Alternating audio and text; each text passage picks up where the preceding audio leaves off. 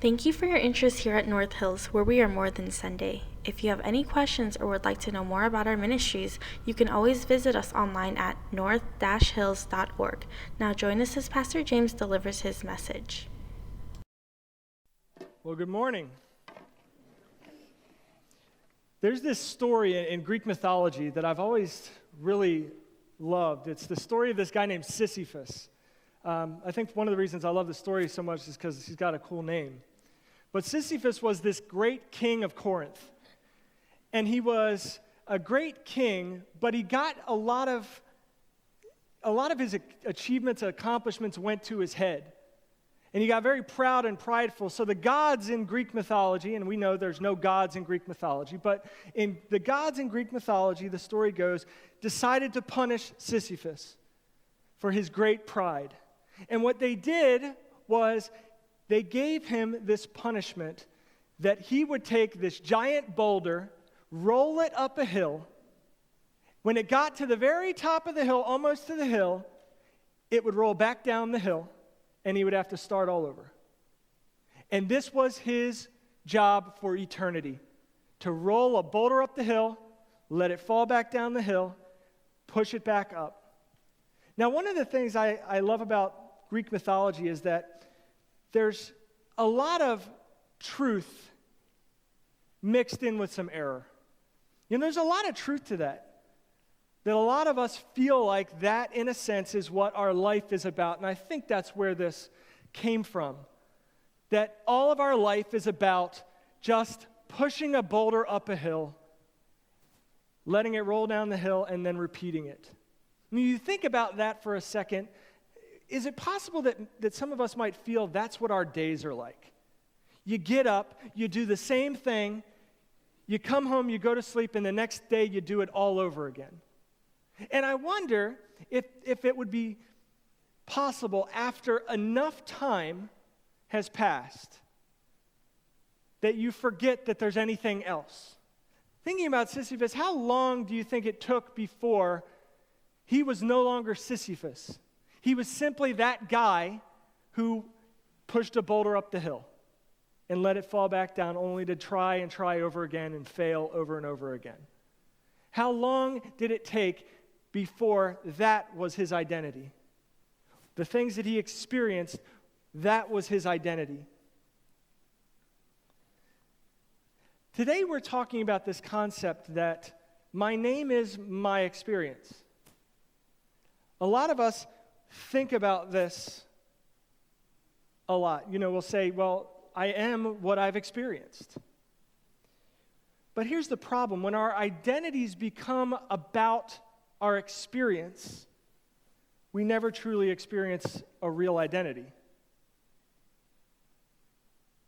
We allow ourselves to be judged based on the things that we've experienced. We actually judge others based on experience. I was thinking about this morning.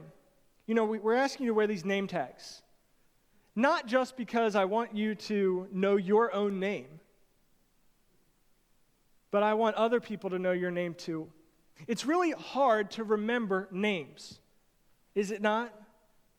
It's so hard to see somebody you've seen 100 times, but you forget their name.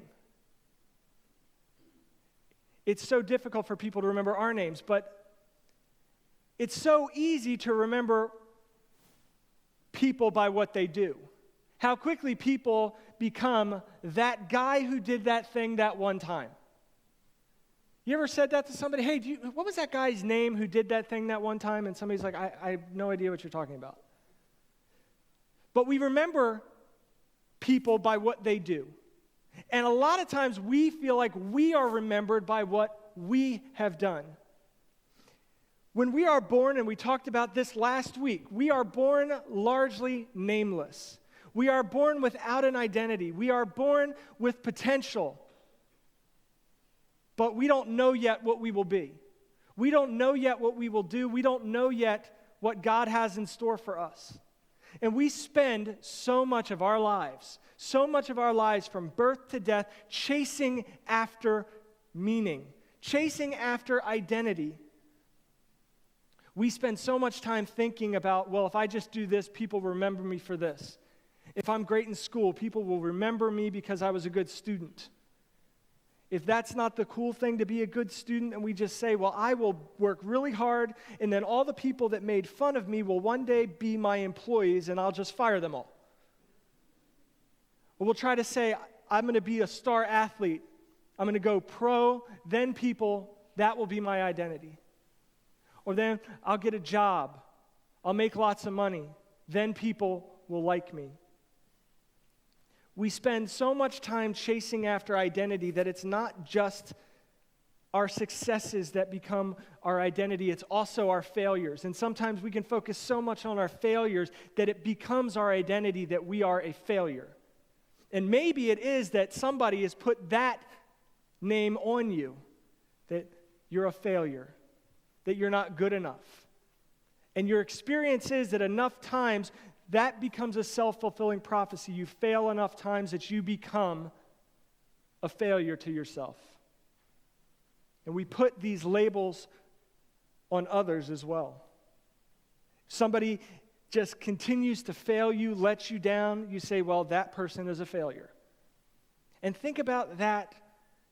Enough people tell that person they're a failure, they become a failure. Their name becomes failure. And then we allow people to put those on us. But the reality is that our experience has nothing to do with our identity at all. It just adds to it. But our true identity is something far greater if we're willing to acknowledge it. We've been looking at this passage for the last 2 weeks, 2 Corinthians chapter 5, verses 16 through 21. Now, this passage talks a lot about a big change that is coming in the life of a believer. A big change of a new creation. But as you'll realize last week, I didn't really get to the second part of this verse. I didn't get to the part where you become a new creation, because before we can move past, before we can arrive at our new identity in Christ, we have to let go of our old identity that the world gives us. Our old identity that, as Paul says, is not according to God, but is according to the flesh. Paul tells us in verse 16, "From now on, therefore, we regard no one according to the flesh." How do you regard somebody according to the flesh? That's kind of like, it seems like flesh, why couldn't he just be more clear? But the reality is that what Paul is saying here, regard no one according to the flesh, he's saying, don't look at people the way that the world looks at them. Don't judge people the way that the world judges them. And don't allow yourself to be judged based on the way the world sees you. Because all of that is not your true identity. He goes on to tell us, even though we once regarded Christ according to the flesh, we regard him thus no longer. You see, when Christ walked the earth, people looked at him. They saw somebody. Now, there's a passage in the Old Testament that says there's nothing about, the Messiah that would draw you to him. There's nothing about him that you would regard him. I don't know if Jesus wasn't necessarily an attractive man. I don't know if there's nothing about him that just kind of said, he's nothing special. I mean, if you ever watch a movie about Jesus, of course, he doesn't walk, he floats. He's this perfect complexion, and though he lived in the first century, had like salon-styled flowing hair. And I think we have put, even in that moment, something on Jesus that was never meant to be put on Jesus. We regard Jesus like that no longer. Why? Because Jesus isn't just a man. He isn't just a person that was crucified on a cross. You see, the way we regard Jesus now is as a risen Lord. Somebody who beat death. And as a result of that, we can have that relationship with Jesus. Paul goes on, "Therefore, if anyone is in Christ, he's a new creation. The old has passed away. Behold, the new has come. All this is from God, who through Christ reconciled us to himself and gave us the ministry of reconciliation. That is, in Christ, God was reconciling the world to himself, not counting their trespasses against them, and entrusting to us the message of reconciliation. Therefore, we are ambassadors for Christ, God making his appeal through us. We implore you on behalf of Christ, be reconciled to God. For our sake, he made him to be sin who knew no sin, so that in him we might become the righteousness of God. We're also looking at this idea of a butterfly. We look at the stages of a butterfly because, as I said last week, I think that God puts these pictures in nature to show us a little bit about who we are. You see, it's weird to me that a butterfly is not born a butterfly. That would have made a lot more sense. Just butterflies get born and they become butterflies. But for a butterfly, they go through these stages. Last week we talked about the egg and how most eggs don't even live to become caterpillars. But those that do become a caterpillar, the caterpillar has one job, and that is to eat. Eat and eat and eat. Their entire life is about eating. They eat, they get bigger, they get stronger. There's nothing wrong with eating. We're Baptists here, right? We like to eat. Some of us like to eat more than others, but we like to eat. Eating is good. Eating is healthy. But their entire identity is wrapped up in eating. Eating for what? Caterpillar can be eating, and then all of a sudden a bird comes and eats the caterpillar. What was its life about? It was taken too young. It never got a chance to reach its full and real identity. Because a caterpillar is born to eat, but it's not born to just eat. It has a greater purpose. So often I think we as people, and this is largely apart from being a follower of Jesus, when we begin our journey, when we begin as children, born, really your early life is all about eating. Kids eat. Yesterday I was with Emily. She's almost 2 years old. From the moment she woke up to the moment she went to bed last night, all she did was eat. And she has this little thing that drives me crazy. I don't know where she learned this, but she does this. This means give me food now or I'm going to start crying. And it'd be one thing if it was just like 3 meals a day, but 12 hours straight, that's a lot of eating. But I think she's going through a growth spurt right now. A caterpillar is all about eating. But could you imagine how sad that would be if that's all the caterpillar ever did was eat? Never had that identity crisis where it said, is there something more? And curled up in a cocoon. And then 3 days later comes out as a butterfly. Here's our big idea for today. Your identity defines what you do. I want to repeat that before I go on. Your identity defines what you do, not the other way around. What does that mean? A lot of times we will do things.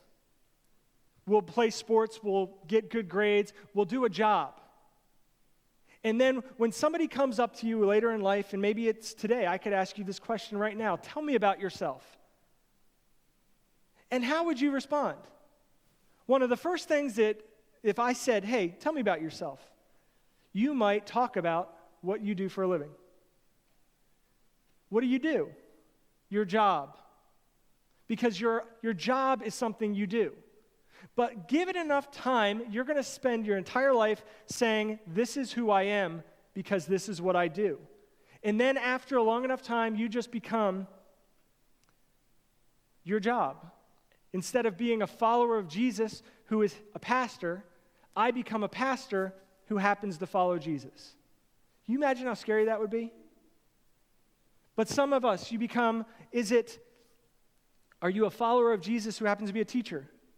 Or are you a teacher that happens to follow Jesus? Our identities define what we do. It's not the other way around.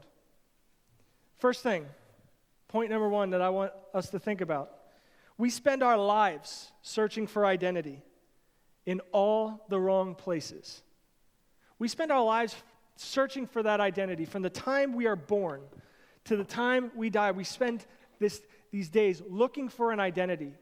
It starts early in elementary school. Who am I?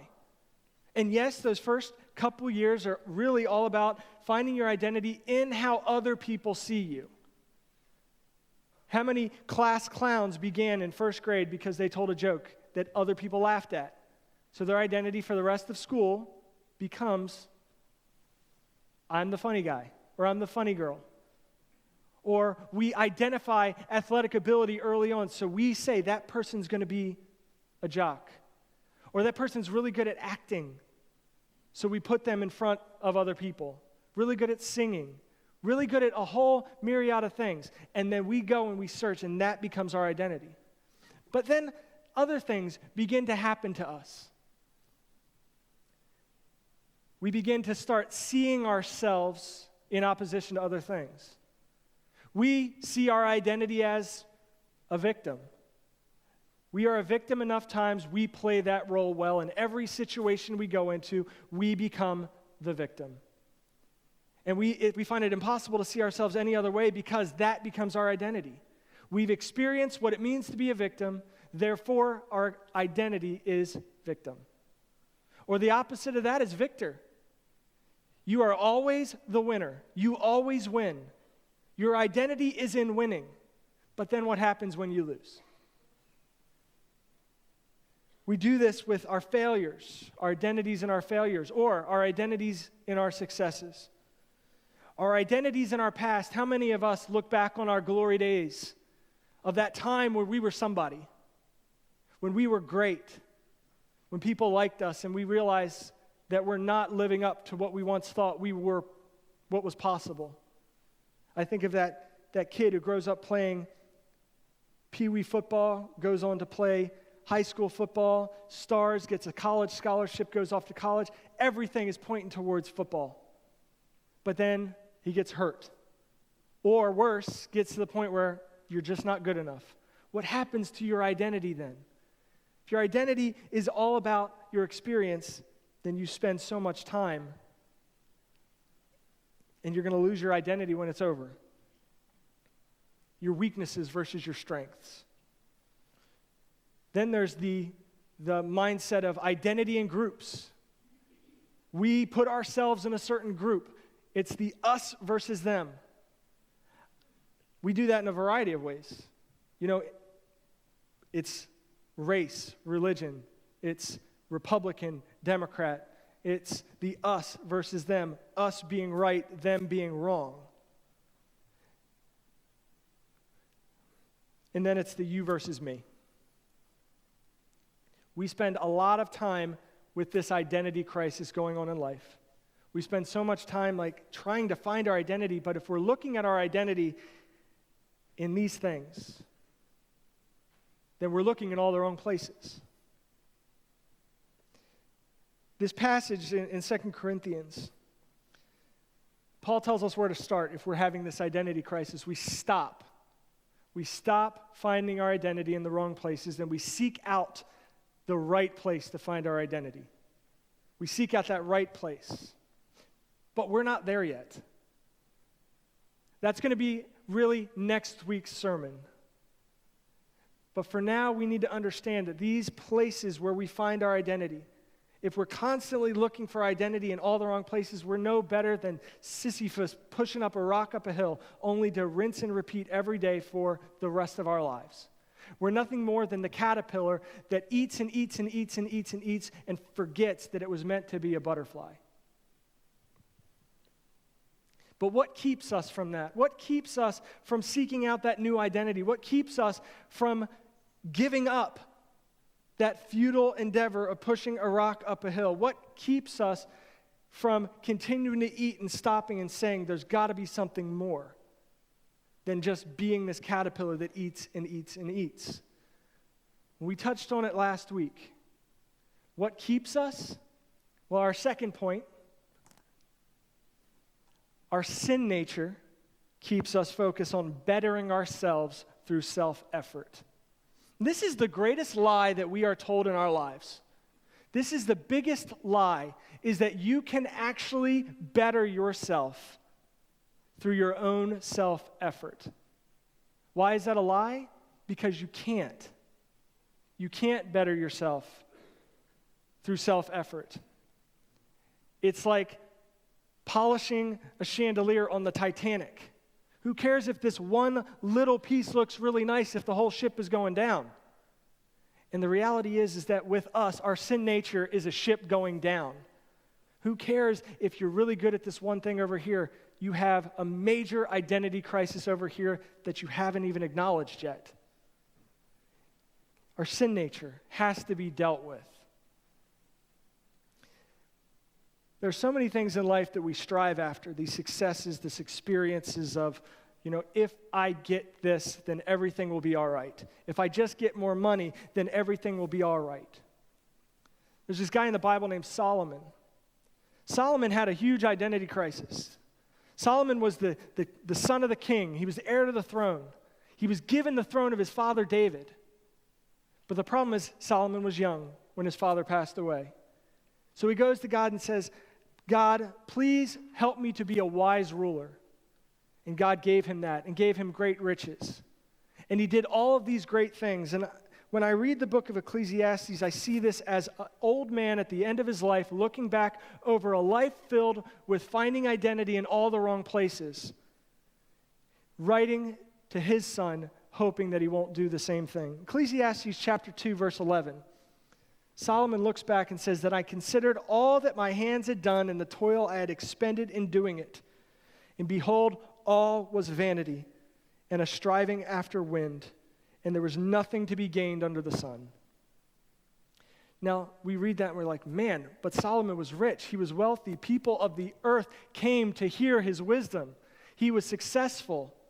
But all of the things that gave him his identity were the wrong places, because throughout his life, he got so successful that he forgot the one who gave it to him. He forgot God, and he allowed himself to be persuaded to worship other gods. And everything that he had done was worthless. Everything he found his identity in was worthless in light of that big, glaring hole in his soul that could only be filled by the one true God. I think if we're honest with ourselves, is there a little bit about us that can relate to Solomon? We got out on the right feet. Maybe we were raised in a Christian home. Maybe our parents told us to follow Jesus, and we did, and we went to church, and we were excited about learning more about God. But then we get out into the world. We get out into the world, and we find new identities, and people see us as other things that we want to be seen at, positive things. But then there's that other thing that the Bible tells us, that if we stand with Jesus, the world will rebuke us and hate us. And that becomes something that's very hard to deal with. Following Jesus is not easy. In fact, it's easier to just be quiet. It's easier to not find our identity in Jesus, because if I find my identity in Jesus, I'm going to talk about Jesus, and that means other people are going to say, you're just a weird Christian, and I don't want anything to do with you. And that's, again, that sin nature that still strives in us, that still fights within us. Now, when we do give our lives to Jesus, for whatever reason, God doesn't take that away. We still struggle with it. We still struggle with those sins. We still struggle with the flesh, as Paul says. But we're given a way to overcome it. We're given an identity. But we continue to believe these lies, that it's all about self-effort. God helps those who help themselves. You ever heard that? God helps those who help themselves. That is one of the most unbiblical things that you can ever say. Because God doesn't help those who help themselves. God empowers people he chooses to help others. Want something done? You have to do it yourself. Trust no one. Believe that everyone is out to get you. Never admit your weaknesses. and always look out for number one. These are the things that we tell ourselves through self-effort we can actually better ourselves. And we somehow have made it about, even those of us who follow Jesus, we continue to believe we have to please God. We have to please God by doing enough. We have to please God by going to church enough, reading our Bible enough. And here's the truth. Following Jesus is not about pleasing God, because God is already pleased with you. Following Jesus is not about pleasing God, because God is already pleased with you. But what about the sins that I commit? They were paid for at the cross along with the ones that you already have asked forgiveness for. Does that mean we can just go and sin and do whatever we want? Of course not. But our motivation no longer is self-effort. Our motivation now becomes we do what God called us to do because we are so desperately in love with the one who gives us our identity that we, by nature, begin that transformation. That transformation from being ruled by our sin nature to being somebody who is allowing Christ to live through them. Last point, number 3. And this is one thing that I think many of us miss when we look at people in the world, is that everyone who is living today, whether or not they follow Jesus or whether or not they aren't following Jesus, is doing exactly what God told Adam and Eve to do. Everyone is doing what God told them to do, but the problem is they're doing it in the wrong way. Let's go back to Genesis 1. Genesis 1 talks all about God's creation of man, woman, of all of creation. He gave them this command. Genesis 1:28, and God said to them, "Be fruitful and multiply and fill the earth and subdue it. Have dominion over the fish of the sea and over the birds of the heavens and over every living thing that moves on the earth." Everyone alive is doing that. We are seeking to have dominion over our own lives. Everything around us we try to bring under our submission, whether or not it's our job, whether or not it's our friends, whether or not it's our families.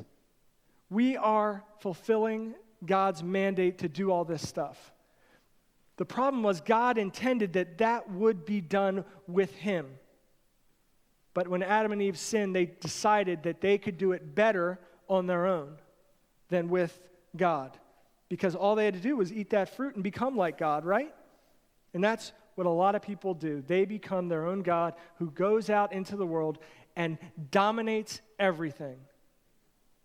This is what we find our identity on. Are we bigger, faster, stronger? Are we smarter than the other person? Are we better than them? That's what a lot of us do. We're all trying to do what we think God calls us to do. Even followers of Jesus, we can be so caught up in doing what we think God calls us to do that we forget Jesus in the background. It's really good. We're talking about these deacons in training deacons to be servants. But is it possible that you can be so focused on serving God that you miss the opportunities to worship God? Can you be so focused on doing what you think God wants you to do that you forget to simply be with God? There's a story of Mary and Martha in the story. One of them was really focused on serving Jesus, and the other was really focused on sitting at Jesus' feet and soaking up the presence of Jesus. Which one of those people did Jesus say was right? He said it was the one sitting at his feet. Sometimes we're so busy serving that we forget to sit at Jesus' feet and learn. So these are ways in which we find our identities in the things of the flesh. As Paul says, therefore regard no one according to the flesh. So we take these identities that we've given ourselves and some of these identities that we've given other people. By the way, not okay for you to give somebody else an identity because it's not yours to give. So we regard no one according to the flesh. So we have to take these fleshly identities, and if we are to move forward next week to look at moving towards a true identity, we have to leave that behind. We have to leave those things behind, as he says in verse 17, the old has passed away, behold, the new has come. We can't take these false identities into a new relationship with God. They will continue to hold us back. They will continue to distract us from our true identity. And I know that this is hard. I'm not saying this is easy, but it can be done. How? By focusing on our true identity. As we come to our reflection time, I want you to think about your life experience. How has your life experience added to your identity? How has it given you your identity? What are those things in your life that you thought, because I've done this or because I've experienced this, this is who I am? You should have 2 name tags. One you were to put on, one for our sermon now.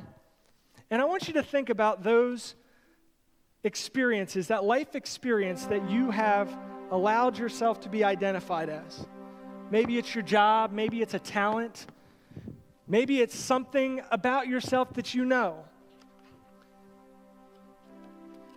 You know, hello, my name is my experience.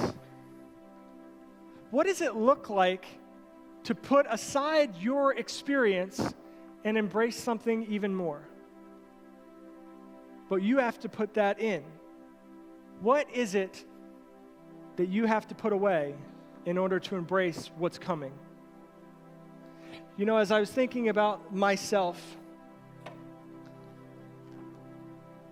I think I'm a pretty selfish person sometimes. I think if you asked Amanda, she'd probably say, yeah, he can be selfish sometimes.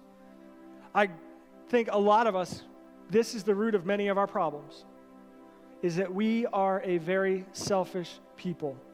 Even who claim to follow Jesus, we're a very selfish people. But how do we go from selfish to selfless? It starts by our challenge. Do something this week that is out of the ordinary of your usual identity. A lot of us have fallen into some pretty bad traps, and we have to do something drastic to get out of it. You know, there are people that are really cheap or frugal. Maybe to get out of that, you need to be generous. Maybe you spend way too much time on your phone. I'm guilty of that. Maybe you turn it off for 15 minutes or an hour. Maybe you have to do something drastic. Maybe if your job is all about your career and you never take vacation, maybe it's time to sit down with your family and put the vacation on the calendar and stick with it. Or maybe you are just a person who constantly allows others to tell you who you are. And maybe it's time for you to start looking to the one who can give you an identity that no one can take away, and that's Jesus. So with that second name tag, I want you to simply write down something about your life experience that's given you identity. Maybe it's your job, maybe it's sports, maybe it's an ability that you're really proud of. I want you to write it down, and then during our time of reflection, just come up, and I want you to peel it and stick it to the board, identifying that you have found your identity in this no longer, and you're ready to move on to a better identity that is only possible in Christ.